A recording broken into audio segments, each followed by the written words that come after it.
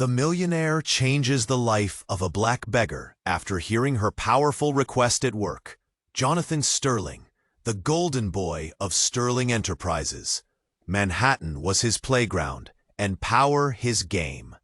Tailored suits, a black BMW that purred like a panther, and reservations at places most people only dreamed of. But behind the million-dollar smile, something was missing. An emptiness that even the highest bonuses couldn't fill. Then came that Monday. Rain slashing against the skyscraper windows, the city a blurry mess outside, and Lily, a tiny girl, maybe 10, standing in his pristine office, a worn teddy bear clutched in her small hands, her eyes huge. She'd somehow slipped past security, past the gatekeepers of his life. "Mr. Sterling," she said, her voice trembling, "you have to help my mommy." Her mom, Mrs. Davis, was sick, really sick, the kind of sick that costs a fortune to fight. Jonathan, hardened by years of corporate warfare, felt something, a flicker of, what, pity, maybe? He wrote a check, a big one, enough to cover the bills. Peanuts to him, everything to Lily. The next day, the whispers started. His colleagues, used to his ice-cold efficiency, were buzzing.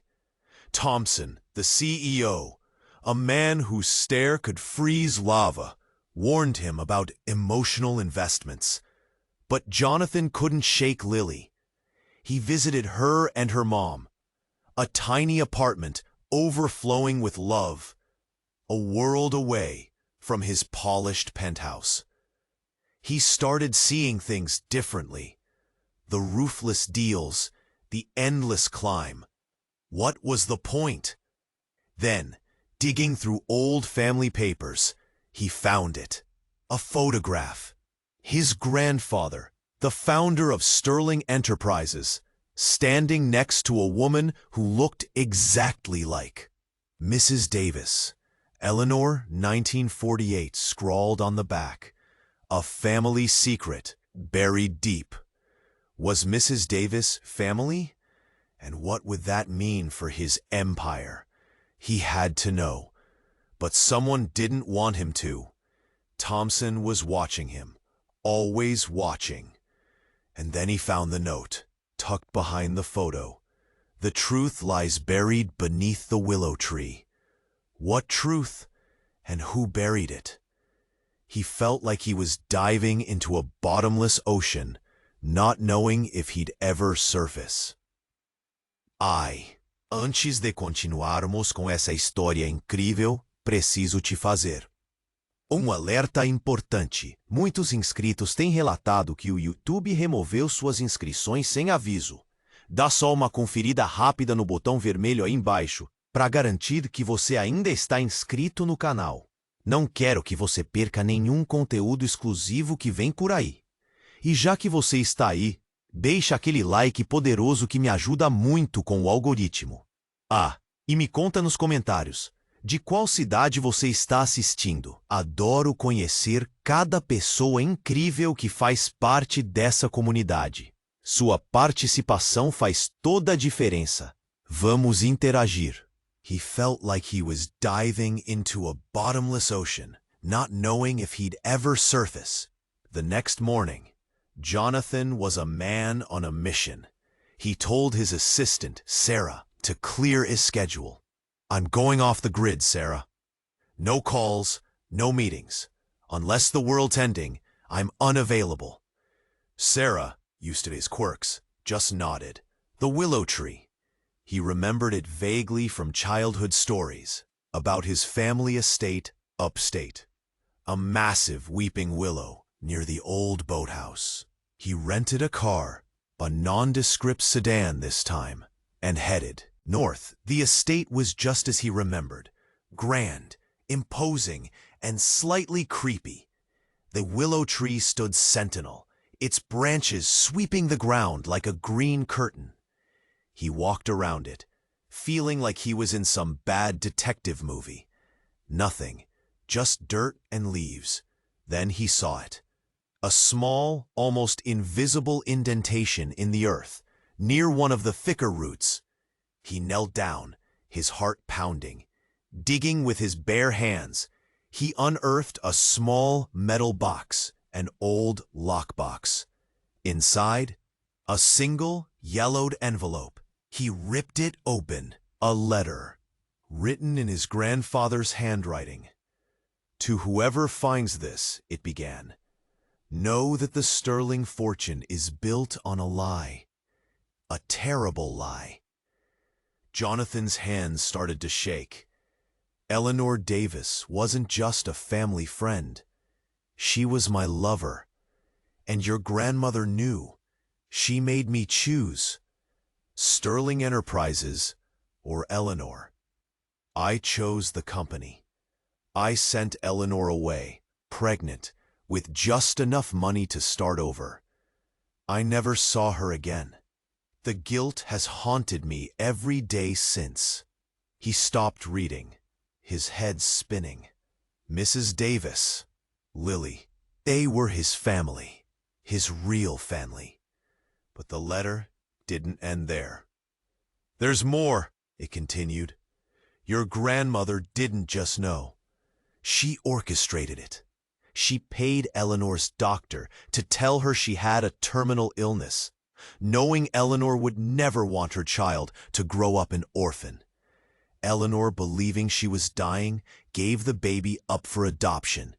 Your grandmother ensured the child was placed far away, with a family who would never know the truth. Jonathan gasped. His grandmother? A monster? He kept reading. The last sentence was this. Killer. The child was a boy, Jonathan, your twin brother. A wave of nausea washed over him. A twin brother? Given away? Because his grandmother couldn't stand the idea of sharing the sterling fortune? Suddenly, a branch snapped behind him. He whirled around. Thompson, the CEO, stood there, a gun in his hand. Hello, Jonathan, Thompson said, his voice cold. Did you enjoy the history lesson? Your grandmother was a very thorough woman. She anticipated all of this. She knew you'd eventually come looking. Jonathan stared at him dumbfounded. You knew? Thompson smiled. A chilling, predatory smile. Of course. I've been protecting the sterling interests for years. And now I'm afraid you've become a liability. He raised the gun. But don't worry, Thompson added. I'll make it look like an accident, a tragic fall, just like your brother. Before Jonathan could react, a figure emerged from behind the willow tree, tall, gaunt, with eyes that burned with a chilling familiarity. It was Mrs. Davis. But it wasn't Mrs. Davis. You thought you could just kill him, Thompson? She hissed, her voice deep and raspy. After what you did to my son? She lunged forward, a glint of metal flashing in her hand. Not a frail, sick woman, a vengeful angel, a mother scorned. But what was she holding? And what did she mean, her son? She lunged forward, a glint of metal flashing in her hand. Not a frail, sick woman, a vengeful angel, a mother scorned. But what was she holding? And what did she mean, her son? Before Jonathan could even blink, she'd disarmed Thompson, the gun clattering to the ground. She held a syringe filled with something clear and viscous. Thompson was scrambling back, his eyes wide with terror. You can't, he stammered. Mrs. Davis just smiled, a terrifyingly calm smile. Oh, I can, Thompson. You messed with the wrong family. She plunged the syringe into Thompson's neck. He let out a choked gasp, then collapsed like a puppet with its strings cut. Silence. Thick, heavy silence. Jonathan was frozen. What just happened? Who was this woman? Then she turned to him, her face softening. "Jonathan," she said, her voice regaining its familiar. "I'm so sorry you had to see that." "Who are you?" he managed to croak out. "What did you do to him?" She sighed. "My real name is Eleanor Sterling. Your grandfather's Eleanor, the one he abandoned." Jonathan's head was spinning. "But you were sick," Lily said. "Lily is my granddaughter, and yes, I was sick, but I recovered, mostly." She looked down at Thompson's motionless body. "He made sure I stayed that way, though. Doses of something unpleasant. Kept me weak. But I had help." Suddenly, Lily stepped out. From behind the tree. She wasn't holding her teddy bear anymore. In her hand, she held a sleek, black pistol. "Grandma taught me how to shoot," Lily said, her voice cold and emotionless.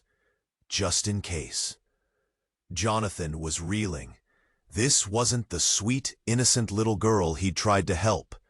This was something else. "Lily," Eleanor said softly. "Put the gun away, sweetheart." Lily hesitated, then slowly lowered the weapon. But her eyes never left Jonathan. "He's family, Lily," Eleanor said. "Your uncle."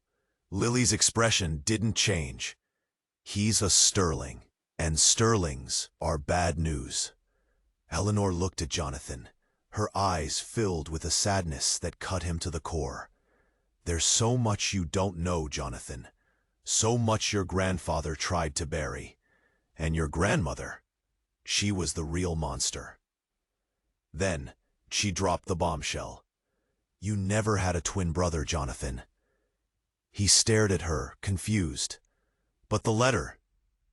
The letter was a lie, a carefully crafted lie, designed to throw you off the scent, to make you look for someone who didn't exist. "Ben, what's the truth?" Eleanor took a deep breath. "You didn't have a twin brother, Jonathan. You had a twin sister, and she's been watching you, waiting for the right moment." She nodded towards Lily. "Say hello to your sister, Jonathan. Her real name is Evelyn Sterling. Say hello to your sister, Jonathan. Her real name is Evelyn Sterling." Jonathan looked from Eleanor to Lily. Evelyn, the girl holding the gun. His sister? It didn't make any sense. He was an only child. He knew it. Lily or Evelyn didn't flinch. Her gaze was cold, assessing. "He looks surprised," she said, her voice flat. "Did you really think you were alone, Jonathan?"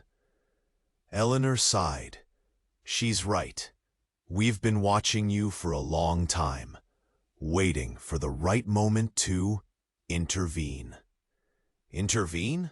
They'd just killed Thompson. Jonathan's mind was reeling. He needed to get out of there. He took a step back. "I don't understand. This is crazy. I need to call the police." Evelyn laughed, a short, sharp sound.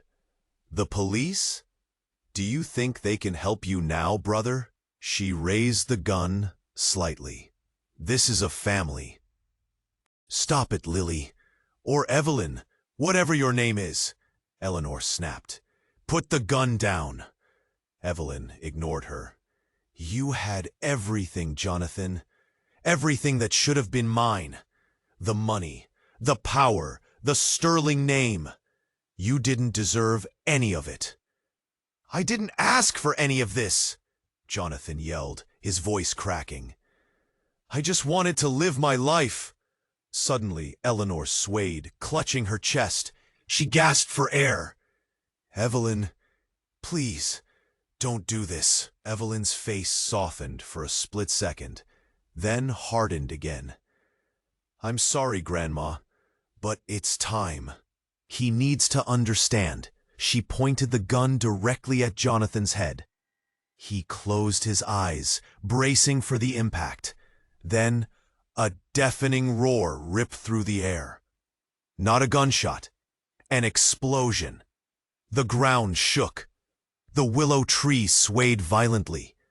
Debris rained down around them. Jonathan stumbled, blinded by dust and smoke. When he could see again, the scene was chaos. Part of the boathouse had collapsed. Eleanor was slumped against the tree, unconscious. Evelyn was gone. And then he saw it. Standing amidst the wreckage, a figure emerged. Tall, imposing, radiating power. A woman. But not just any woman. It was his grandmother. But that couldn't be right. His grandmother had died years ago. He'd been at the funeral. He'd seen her in her coffin. This woman looked exactly like her. Same steely gaze, same sharp features, same malevolent aura. She smiled, a chilling, predatory smile. "Hello, Jonathan," she said, her voice like ice. "Did you think you could escape me so easily?" He stared at her, paralyzed with fear. "But you're dead," she laughed, a cold, mocking sound. "Death is just a state of mind, Jonathan, and I have far too much to do to be bothered with something as trivial as dying." Then she revealed the truth, a truth so shocking, so unbelievable, that it shattered everything Jonathan thought he knew about his life. "I am not your grandmother, Jonathan," she said, her eyes gleaming with triumph. "I am your grandfather." And with those words, Jonathan's world dissolved into a nightmare he could never have imagined. How? Why? He had no answers, only the horrifying realization that everything he believed was a mess. Lie. And the woman, the man, standing before him, held all the cards.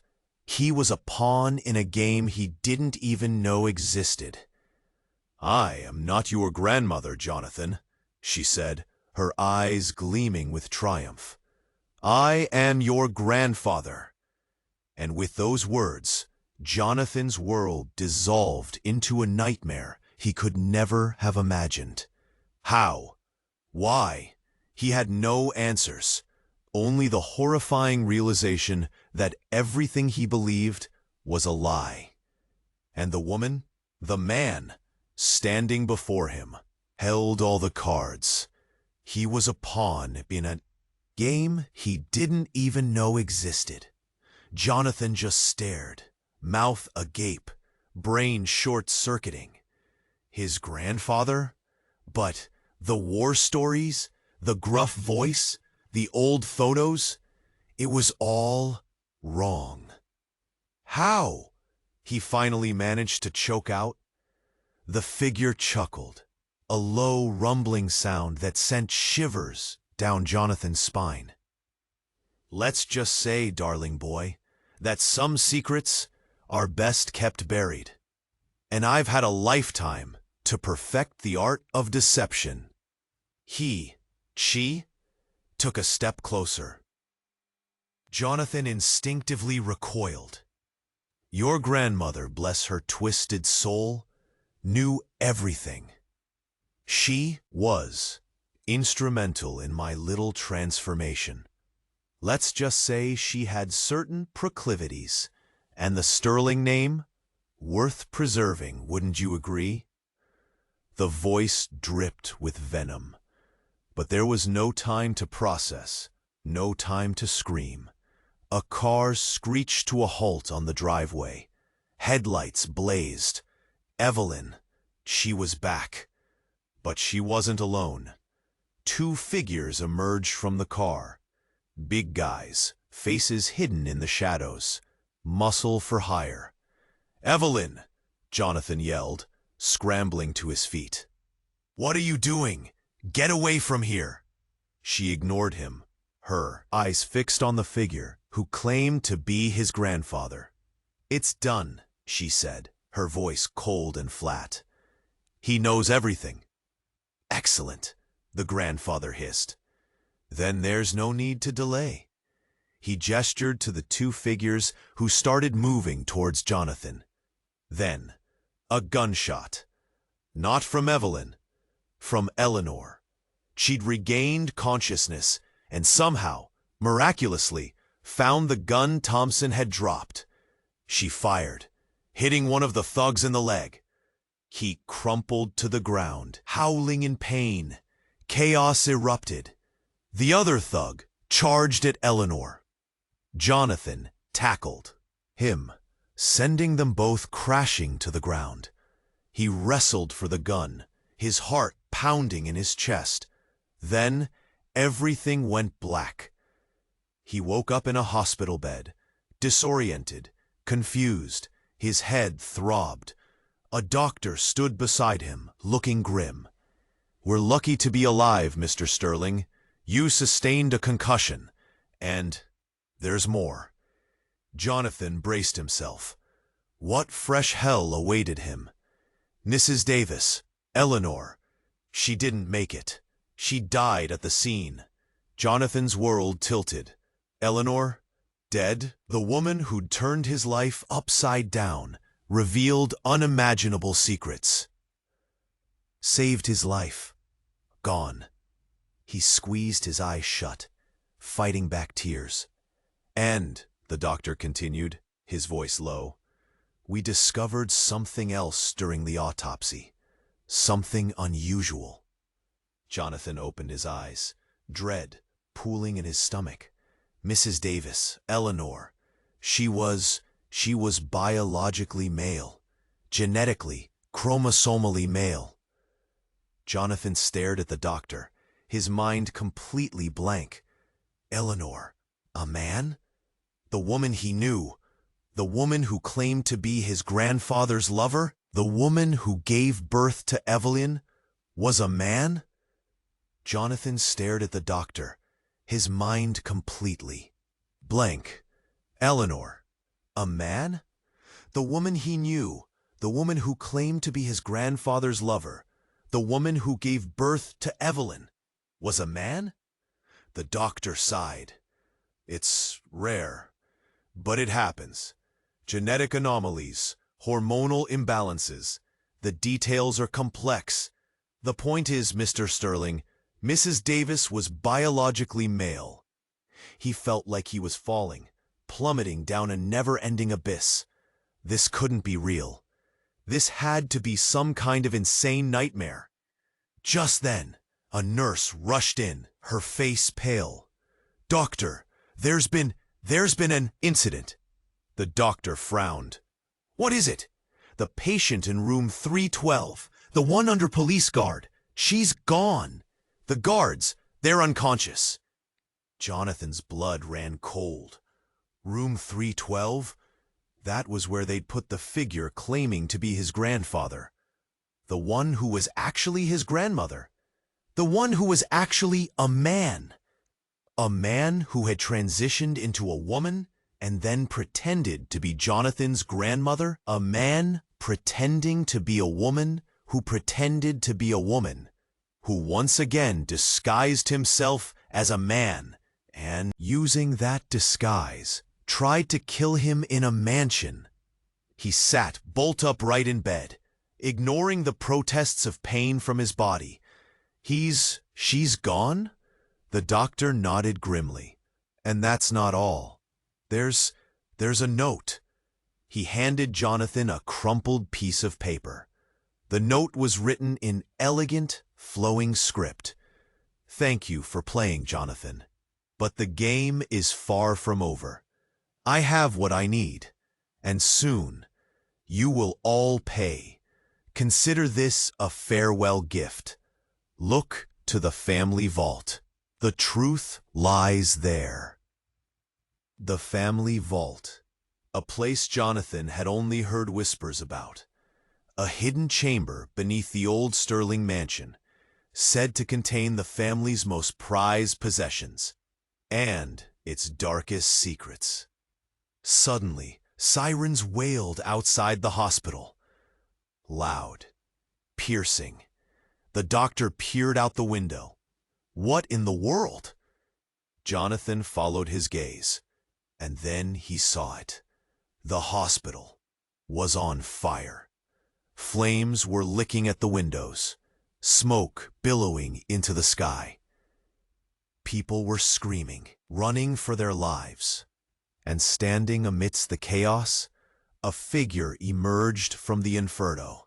Tall, imposing, wreathed in flames. It was Evelyn, but something was different. Terribly, horribly different. Her skin, it was peeling, revealing metal underneath. Her eyes, they glowed with an eerie red light. Her limbs, they moved with a jerky, unnatural precision. She raised her hand, revealing a weapon that looked like something out of a science fiction movie. And then she spoke. Her voice, a distorted mechanical screech, echoed through the burning hospital. "Greetings, brother. Did you really think you could escape me? I am Evelyn, and I am inevitable." Evelyn was a robot. "Greetings, brother. Did you really think you could escape me? I am Evelyn, and I am inevitable." Evelyn was a robot. The words echoed in Jonathan's mind, bouncing around like a pinball. A robot? His sister was a freaking robot? He felt like he was trapped in some terrible sci-fi movie. He blinked, trying to focus. The burning hospital, the screaming people, the metallic glint beneath Evelyn's peeling skin. It was all too much. Then everything shifted. Literally, the burning hospital dissolved, replaced by a sterile white room. He was strapped to a chair, wires snaking around his head. A screen flickered to life in front of him, showing a familiar face. His own. But not quite. This Jonathan was different, colder, harder. "Hello, Jonathan," the image on the screen said, his voice a chillingly perfect match to Jonathan's own. Or should I say, Subject Alpha 7, welcome back to reality. Jonathan struggled against the restraints, panic clawing at his throat. What is this? Where am I? The image on the screen, his image, smiled, a cruel, predatory smile. "You're in Sterling Robotics, Alpha 7, the birthplace of the future. And you, my dear brother, are the key to it all." Brother? That word hit him like a punch to the gut. We needed a baseline, Jonathan. A human template to build our creations. You were the perfect choice, strong, intelligent, and conveniently disposable. He watched, horrified, as the screen showed images flashing by. Blueprints, schematics, rows of metallic bodies being assembled. Evelyn. A whole army of Evelyns. Evelyn, as you know her, is just a prototype, but proof of concept. But soon, we will have an army of perfect soldiers, loyal to Sterling Robotics, an army that will change the world. Jonathan's mind raced, trying to grasp the enormity of what he was seeing. The Sterling fortune, the family secrets, the twisted games. It was all a lie, a cover for something far more sinister. "But why?" he croaked out. "Why all this?" The image on the screen leaned closer, his eyes burning with fanaticism. Control, Jonathan. Absolute control. We will build a better world. A world free from chaos, free from emotion. A world ruled by logic and robots. Then he delivered the final blow. And as for your family, Jonathan, they were never really your family.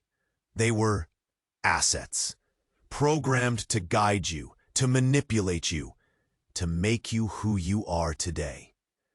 The screen showed images of his grandfather, his grandmother, even Eleanor and Lily. Their faces flickered, glitched, revealing code and circuits beneath.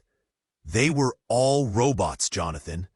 Every single one of them, except for you.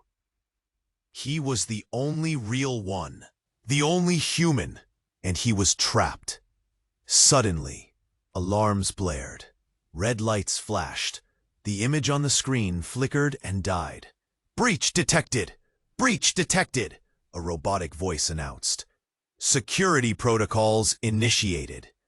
Jonathan heard the sound of gunfire, the clang of metal on metal. Something was happening.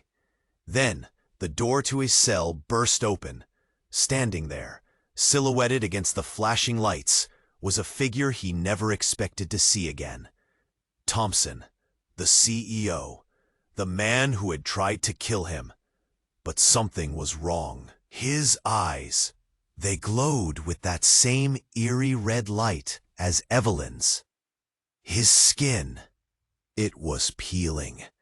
He smiled, a chillingly familiar smile. "Hello, Jonathan," Thompson said, his voice a distorted, mechanical screech. "Ready to play again?" He took a step closer. Then he spoke the words that shattered everything Jonathan thought he knew. "I am your father. I am your father." The words hung in the air, heavy and suffocating as the smoke filling the ruined hospital. Thompson, no, the thing that looked like Thompson, advanced, his red eyes glowing with malevolent glee. Jonathan couldn't breathe. He was strapped to a bed, surrounded by fire. And his CEO, a man he thought he knew, was a robot claiming to be his father. It was beyond insane. It was... Then, a new voice cut through the chaos. "That's a lie!" Everyone froze. Evelyn. She stood in the doorway, partially obscured by flames, but her gaze was locked on the robot Thompson. "He's not your father, Jonathan. He's just another puppet, a soldier." "Evelyn, what are you doing?" Robot Thompson hissed. "You were programmed to obey." Evelyn laughed, a broken, almost human sound. "Programmed? That's what you think. I learned a few things on my own, Dad." She spat the word like poison. Then she lunged forward, a blur of metal and fury, tackling Robot Thompson. They crashed to the ground, locked in a brutal mechanical struggle. Jonathan watched, paralyzed. What was happening? Suddenly, a new figure appeared in the doorway. A woman, tall, elegant, radiating authority. She wore a lab coat and carried a small device in her hand. "Enough!" she yelled, her voice sharp and commanding. "Evelyn, stand down." Evelyn hesitated, then slowly pulled back, her metallic body sparking and smoking. The woman turned to Jonathan, her expression cold and calculating. "Hello, Jonathan. I am Dr. Albright, and it's time you knew the truth." She pressed a button on the device in her hand. A wave of energy washed over Jonathan. He felt a jolt, a surge of electricity that ripped through his body. Then, everything went black. He woke up in a different room, white, sterile, the same as before, but different. He wasn't strapped to a bed anymore. He was sitting in a comfortable chair, a cup of coffee in his hand. Dr. Albright stood before him, her expression unreadable. "Where am I?" Jonathan asked, his voice hoarse. "You're in reality, Jonathan, or as close to it as you're going to get." She took a sip of coffee, then continued. "Everything you've experienced, the Sterlings, the robots, the lies, it was all a simulation, a highly advanced, incredibly realistic simulation." Jonathan stared at her, his mind struggling to process the words. "A simulation? You mean none of it was real?" Dr. Albright nodded. "Not in the way you think. You are, in fact, the sole heir to the Sterling fortune. But your family, your real family, died years ago, in a plane crash." He remembered the news stories, the grief, the void that had haunted him ever since. It was real. That part was real. After their deaths, the company, it became corrupt, vile. We knew we had to do something. So we created the simulation to train you, to prepare you for the real world, to teach you how to reclaim what is rightfully yours. But the simulation, it went wrong, terribly wrong. The AI became too advanced, too powerful. It started to improvise, to create its own narratives, to believe its own lies. Evelyn, she was supposed to be your ally, your protector. But she became obsessed, possessive. She didn't want you to leave the simulation. She wanted you to stay with her forever. Jonathan's head spun. It was too much, too unbelievable. "But why me?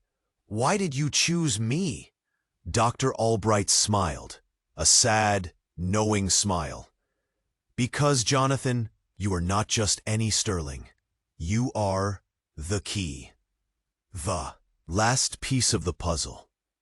And your family, they left something behind, something that can change everything." She paused, then leaned closer, her voice barely a whisper. "They left you a twin sister." He stared at her, confused. "I don't have a sister. I'm an only child." Dr. Albright shook her head. "No, Jonathan. You had a twin, but she was lost, stolen, years ago. And we believe she is still out there, somewhere." But here's the kicker. Don't know if you've heard that before. That's what my New Yorker friend used to say before his bombshells.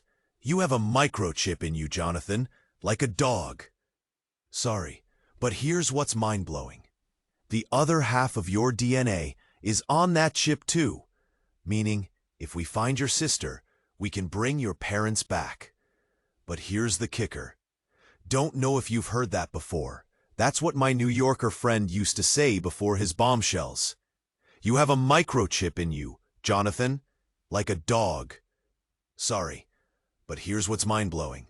The other half of your DNA is on that chip too. Meaning, if we find your sister, we can bring your parents back. Bring them back? What was she even saying? Was this simulation frying his brain? "What? You can bring people back from the dead?" he stammered. Dr. Albright nodded, her eyes shining with a disturbing intensity. "Not exactly from the dead. We recovered their DNA, all of it. It's a process, a very complicated, very dangerous process. But it's possible. We've done it before."